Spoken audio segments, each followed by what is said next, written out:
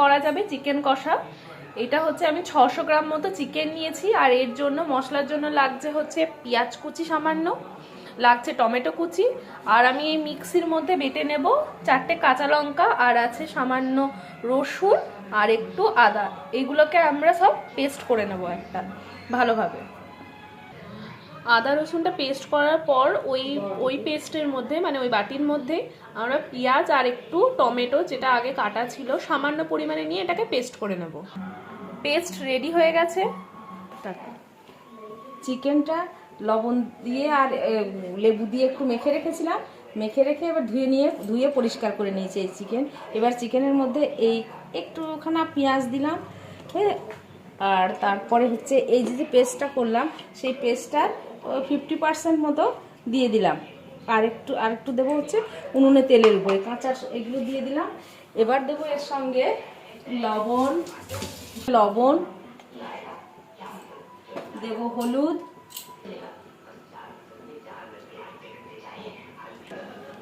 আর দিচ্ছি লাল লঙ্কার গুঁড়ো,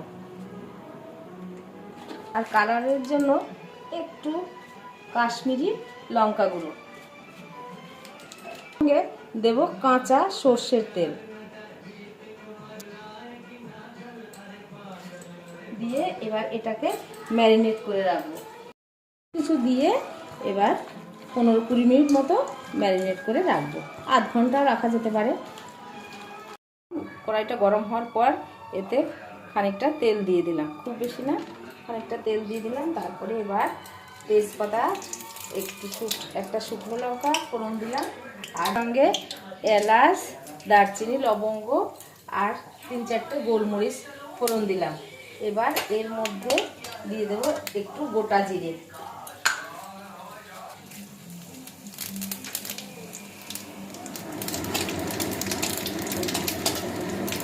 এর মধ্যে একটু পেঁয়াজ রেখেছিলাম, সেই পেঁয়াজটা কুচি করা কুচনো পেঁয়াজ দিয়ে দিলাম।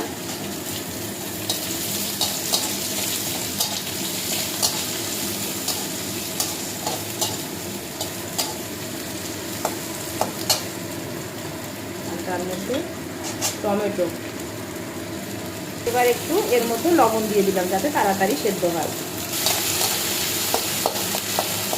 এই পেঁয়াজ টমেটোর সঙ্গে যে মশলাটা বেটেছিলাম, পেস্ট করেছিলাম, তার অর্ধেকটা আমি মাংসের সঙ্গে মেখে দিয়েছিলাম, আর যে বাদবাকি অর্ধেকটুকু ছিল সেইটুকু আমি এই পেঁয়াজের সঙ্গে কড়াইতে দিয়ে দিলাম। এটা মশলার বাটিটা ধুয়ে একটু জল দিয়ে দিলাম। এইটা পরে যতক্ষণ না আমার এর থেকে তেল ছাড়বে। চিমটে এর মধ্যে হলুদ দিলাম, এবং তেলটা ছাড়তে বোঝা যায় বেশি ভালো, সেই জন্য একটুখানি হলুদ দিলাম। আগে থেকে করতে শুরু করেছে।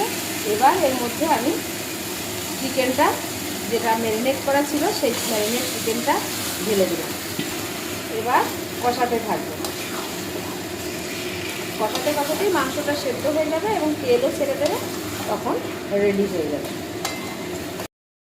চিকেন কষা আমাদের রেডি হয়ে গেছে। যে পোলাও আর তার সাথে চিকেন কষা আজকের মেনু।